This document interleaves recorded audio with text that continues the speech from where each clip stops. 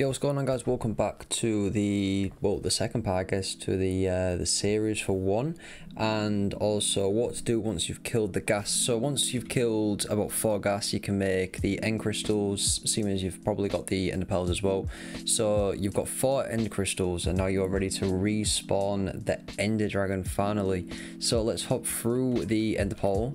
The noise that creates is so loud. I've got all like the game audio like turned off and stuff, but I can still hear it, and it's incredibly loud. I need to sort that out. So basically, anyway, that's like my little starting hub. It's pretty cool, right?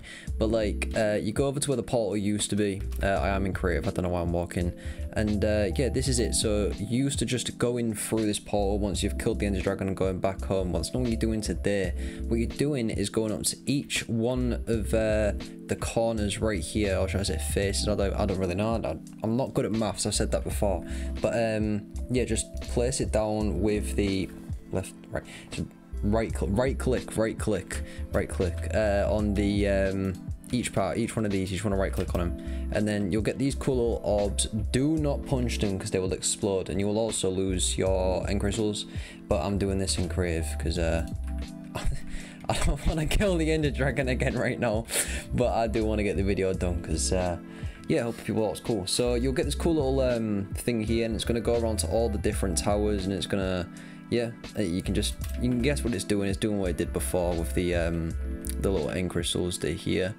And yeah, what you got to do is just go around and well, this is actually for the killing the ender dragon part. To kill the ender dragon, if you haven't done this before, actually I should have probably said that for people that haven't done this, is you need to go around to each tower. So each one of these obsidian things, okay, it's gone all dark now. So this little white stripe, let me turn it down a little bit. So this white thing, this white beam that he is doing to each top of the tower, you need to just get rid of that. As simple, it's really simple, but you just, if you're in survival, then this explodes. You really need to think about that. So the ones with iron, you're good to build up to them, but best off to just go in the corner and then you can hit them like that.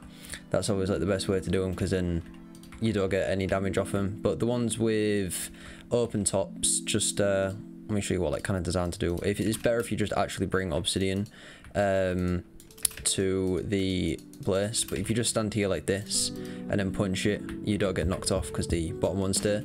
So that's also a really good way of doing it. But yeah, sorry, I'm just gonna run this really quickly because I don't want this to take too long. I want this to end up being like a super long video. But oh, last one, no, last one down here.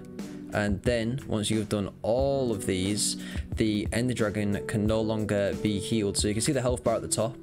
It's just nice at the moment, but we're gonna go around and spray him with the bow. I'm quite bad at the game, so I'm gonna skip to where he's almost dead. So now just a really quick note while I am playing in creative. Once he's in his rotation, so let me show you exactly what he does.